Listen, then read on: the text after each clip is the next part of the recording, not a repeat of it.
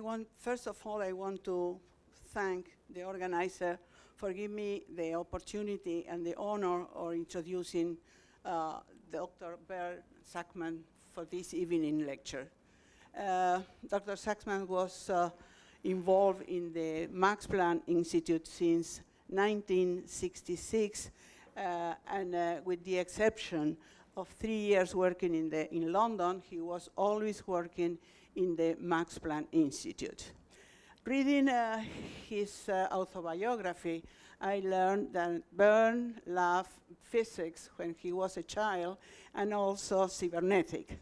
And that's why Otto Kreuzfeld gave him the position for doing his thesis work. Bert realized at that point that central nervous system is so complicated that it was necessary to understand better the central nervous system, studying the synapses. So in Göttingen, joined to Dr. Neher, and they worked really very, very hard, and finally they succeed obtaining patch clamp recording, and obtained the Nobel Prize in 1991. Before this Nobel Prize, Bert obtained 2 awards. The awards from the Hebrew University and Harvard Awards from the Technion. He was the first German person obtaining these 2 awards from the Israel institution. But let me tell you something. Last year, a fellow, one of my fellows, was attending a school in Canada. When he came back, he kept talking about this school, about the topics, about the teachers, but he was really talking and talking about a couple of Nobel Prizes that were present in this, attending also this school. And especially, he talked about one that was seated around a table, giving explanation and answering questions, all these young people attending this school. This Nobel Prize was you, Bert, and I want to acknowledge for this type of thing that you are able to do with young people. And the title of the lecture is Cortical Column. If you don't understand function, do the structure.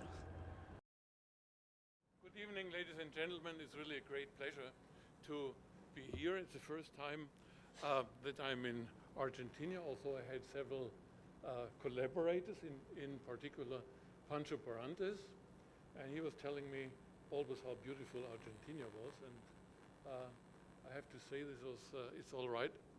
Everything is okay. I've been in Palermo Viejo, and this is almost, now we have another problem. Okay, anyway, almost as nice as Italy, or even more original. Now, I'm coming from Jupiter, and I would like to talk about work that I did in Jupiter over the past 3 years. It's a good occasion because my job in Jupiter is more or less over, and what you will hear is a sort of a summary of what I did in Jupiter. The first thing, if you hear this, is you want to know where is Jupiter? Now, Jupiter is in Florida, and it's been founded in 1923, and it's mostly known up to a few years ago for the Juno kite beach. And you all know that Juno is the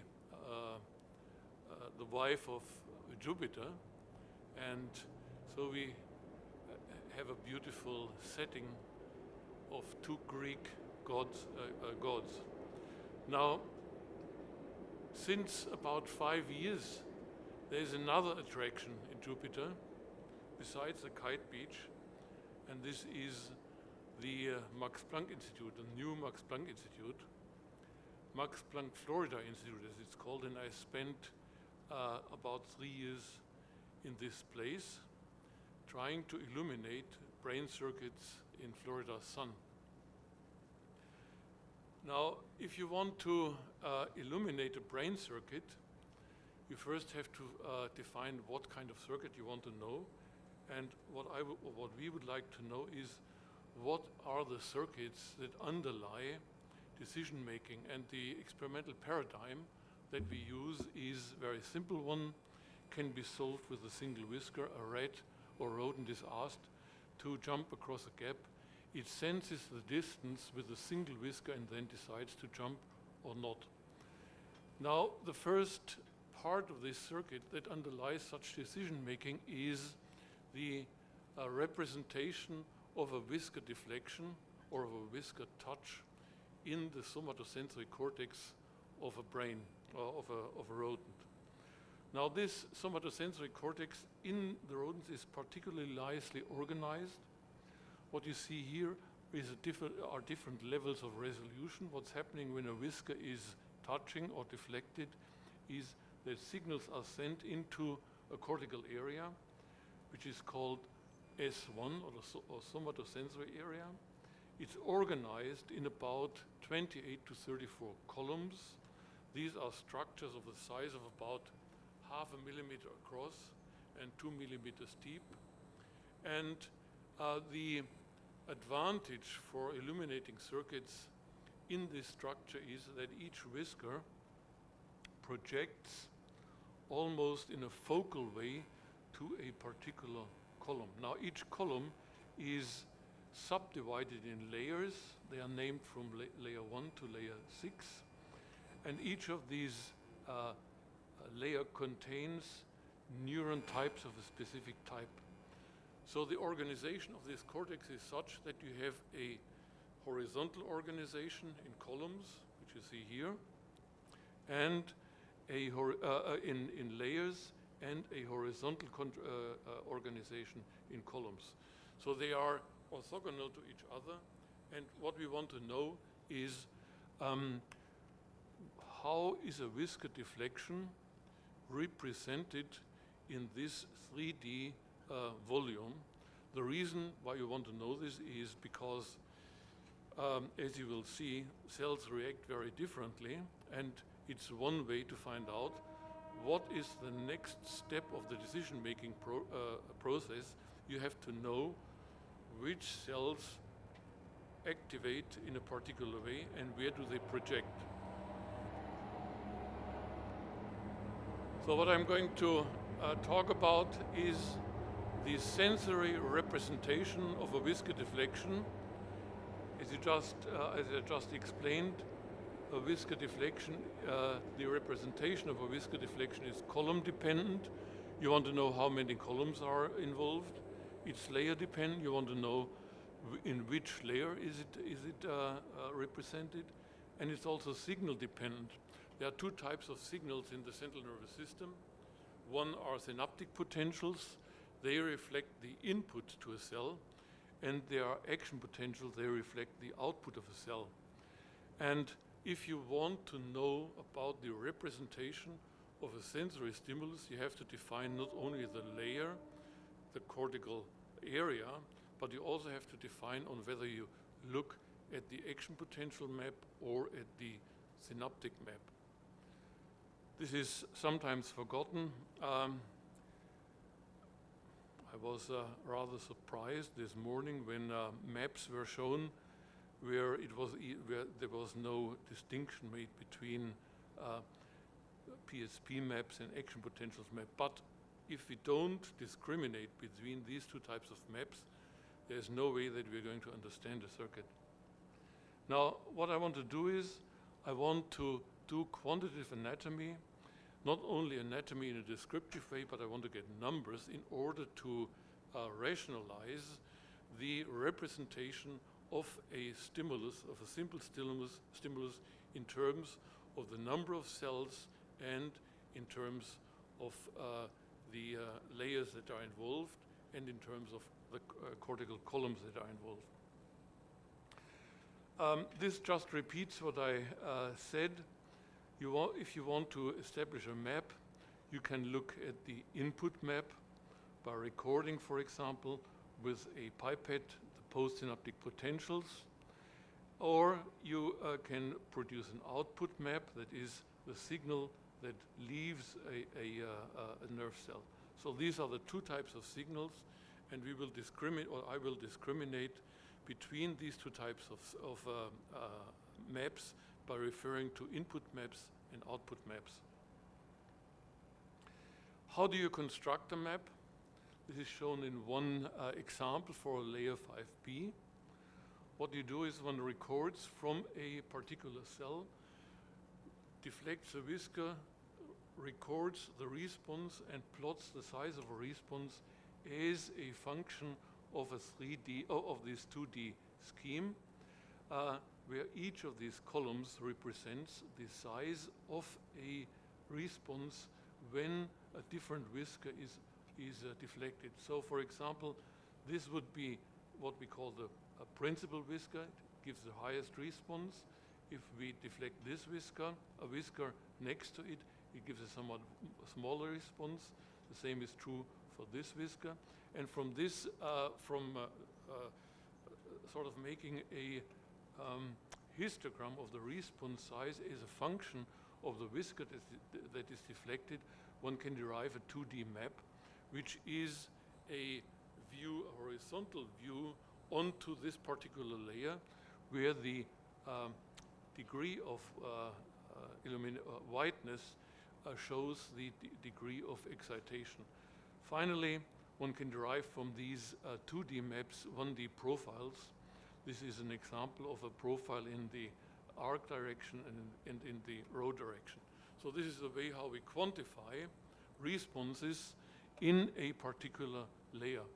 By doing the 3D histogram, from this we calculate a 2D map, and from this we calculate the 1D profile in order to be able to quantify the response within a particular column. Now, if you do this for a simple stimulus like a whisker deflection, construct these input maps, and then plot it as a function of time and as a function of layers, you see two things. First of all, the representation of a stimulus is time dependent. 10 milliseconds, there is barely any 10 milliseconds after deflection, whereas after 40 to 50 milliseconds, there is a robust representation in some layers, but not in others. So there are three variables that one has to define in order to establish a map. This is the size of the map. This refers to the different numbers of columns. Each of these crossing points would correspond to a center of a column. Second variable is the time, and the third variable is the layer from which you record, and I'm not going to talk about the time dependence. So we'll reduce it, we'll reduce these maps to, or the variables of these maps basically to the size and to the layer from which we are recording from. In order to understand such maps, how are they generated, one has to know the anatomy, and what I'm going to do this evening is to show you two aspects of this reconstruction. I'll show you the 3D reconstruction of the vibrisal cortex. This is work that we did in Jupiter over the past 3 years, and we will combine this with the reconstruction of functional input maps to cortical layer 2, and I will show you two maps. One is a map at columnar resolution, and the other map is a map at synapse solution. First, a brief methodological slide. What we developed is what's called a mosaic scanning of a single section. Single sections are stained with a new N for cell bodies. Then we use an automatic detection procedure using a mosaic scan. This allows us to work at a sub-micrometer resolution and still scan sections in the order of 2 to 3 millimeters. And these are just examples of of individual tiles shown at different resolution.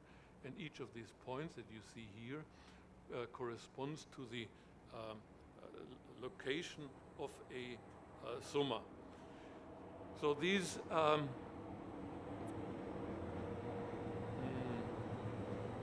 sections then are stacked on top of each other, they are registered, and we generate a 3D map of all cell somata in a particular region.